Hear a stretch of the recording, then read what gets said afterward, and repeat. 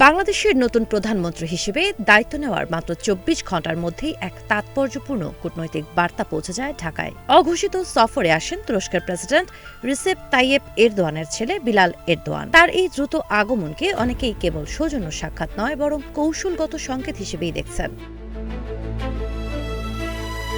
বিলালের সঙ্গে ছিলেন তুরস্কের রাষ্ট্রীয় উন্নয়ন সংস্থা, তুর্কির সহযোগিতা ও সমন্বয় সংস্থা টিকা এর সভাপতি আবদুল্লাহ এরেন। প্রধানমন্ত্রীর সঙ্গে বৈঠকে দুই দেশের শিক্ষা, স্বাস্থ্য ও মানবিক সহায়তা খাতে সহযোগিতা বাড়ানোর বিষয়টি গুরুত্ব পায়। বিশেষ করে কক্সবাজারে রোহিঙ্গা শরণার্থী শিবির পরিদর্শনের পরিকল্পনা সফরটিকে আরও তাৎপর্যপূর্ণ করে তুলেছে। বিশ্লেষকদের মতে এটি কেবল মানবিক উদ্যোগ নয়, বরং দক্ষিণ এশিয়ার ভূ রাজনীতিতে তুরস্কের সক্রিয় অবস্থান নেয়ার ইঙ্গিত। দীর্ঘদিন ধরে বাংলাদেশের প্রতিরক্ষা খাতে প্রভাবশালী ভূমিকা রেখে আসছে চীন। তবে আঙ্কারা এখন ঢাকার প্রতিরক্ষা বাজারে অংশীদার হতে আগ্রহী, যা ভবিষ্যৎ সামরিক সরবরাহে বৈচিত্র্য আনতে পারে।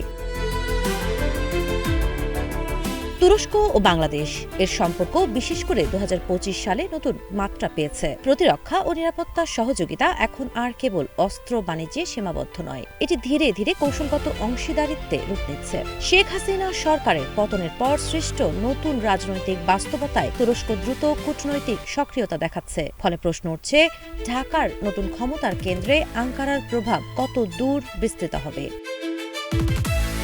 সাবা খান, নাগরিক প্রতিদিন।